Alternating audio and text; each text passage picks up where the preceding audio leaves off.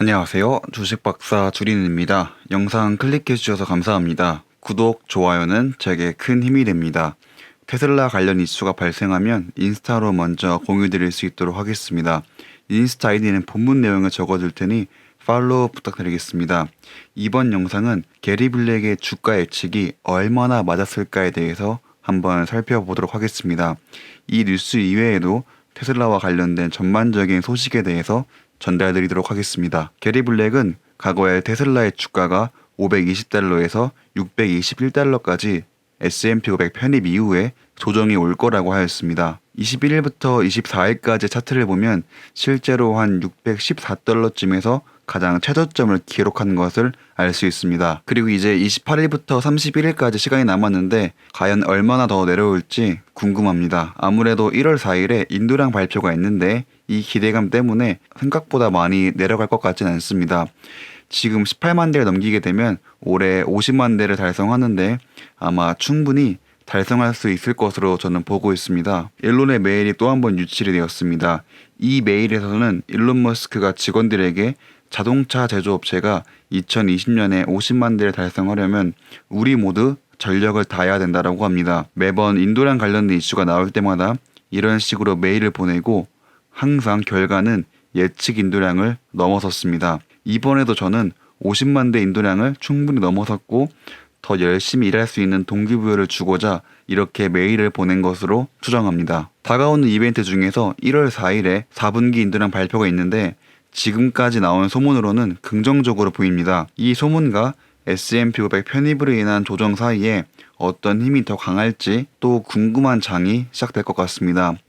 저는 아마 이번 주에 엄마의 포트폴리오를 모두 완성할 것 같습니다. 일론이 트윗에 남긴 글 때문에 스타링크가 상장될 수도 있다는 기사가 나오기 시작하였습니다. 해당 기사를 살펴보자면 스페이스X의 목적은 생명체를 다중행성에서 살 수 있게 만드는 게 목표라고 합니다. 그런데 문제는 스페이스X로 벌어들인 수입은 약 3빌리언 달러 정도로 예상하고 있습니다.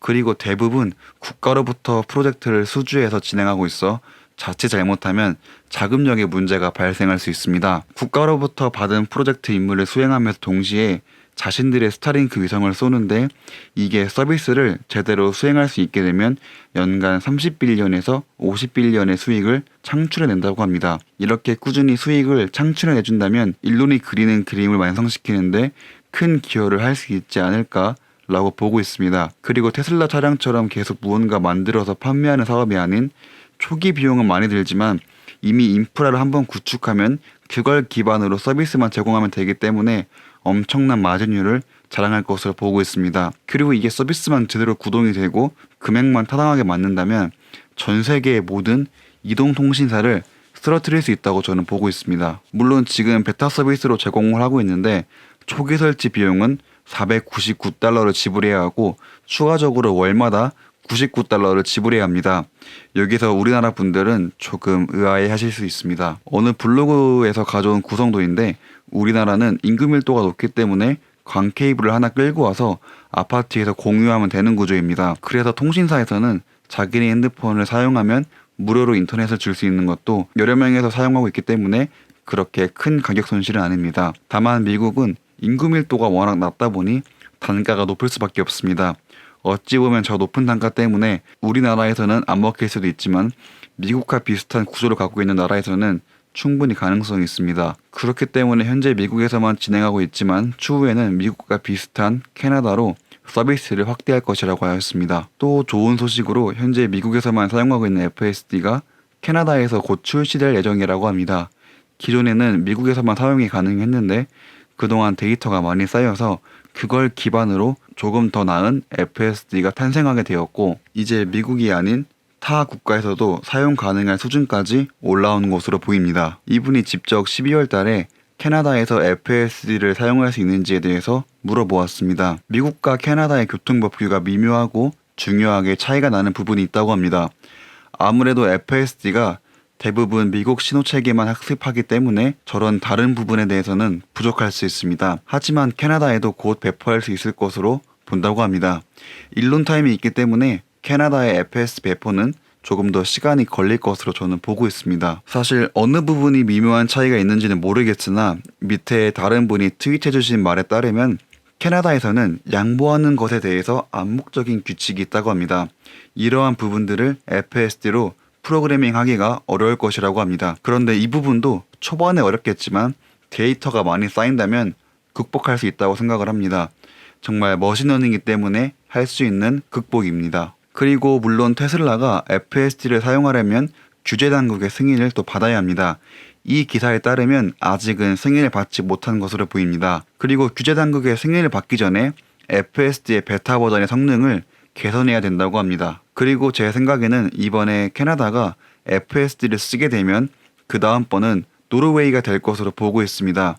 혹시 노르웨이가 캐나다보다 먼저 될 수도 있다고 생각을 합니다. 노르웨이의 테슬라 차량 판매 수치를 보면 정말 엄청 예전부터 차량을 타고 다닌 것을 알 수 있습니다. 그리고 2019년부터 생산을 어느 정도 할 수 있게 되자 급격하게 차량 수가 증가하였습니다. 심지어 2020년 10월에 쓰여진 기사에 따르면 9월 자동차 판매량 중 60%는 전기 자동차라고 합니다. 이제는 점점 더 전기 자동차의 판매량이 기존 내연기관차를 앞서 나가고 있는 것을 알 수 있습니다. 과거에 존이라는 분이 쓴 글을 보면 노르웨이에서는 사람들이 점점 더 전기 자동차를 타다 보니 기존의 내연기관차들을 사지 않게 되고 자동차 시장에서 내연기관차 시장이 줄어들다 보니 기존에 타고 있던 차를 중고차 시장에 내놓더라도 아무도 사지 않을 것이라고 합니다. 그리고 이러한 현상들이 점점 가속화되고 있다고 합니다. 현재는 노르웨이에서만 이런 일들이 발생하고 있는데 추후에는 전 세계 모든 곳에서 전기차 붐이 일어날 수 있다고 합니다. 그리고 이렇게 전기자동차의 글로벌 점유율이 높아지게 되고 결국 20%를 초과하게 되면 자신이 목표 주가로 세운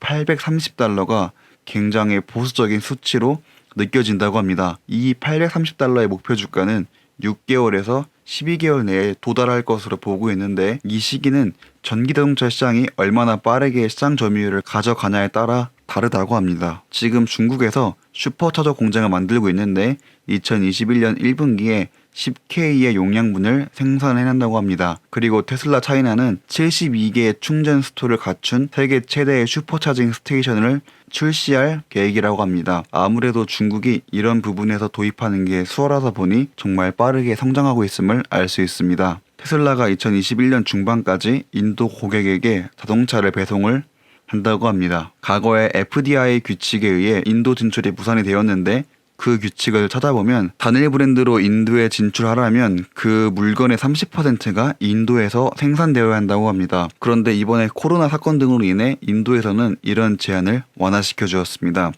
그래서 이번에 인도로 진출을 할 수 있게 되었고 이 완화된 FDI 규칙 덕분에 애플이나 샤오미 같은 회사들도 인도에 진출하는데 훨씬 수월해졌습니다. 인도의 차량 판매는 모두 CBU 방식으로 진행될 예정입니다. CBU 방식은 이미 차량 완성품을 전부 다 만들고 배로 실어서 오는 방식입니다. 아직 인도에 조립 공장이나 플랫폼이 없기 때문에 CBU 방식을 통해서만 고객에게 전달해주고 있습니다.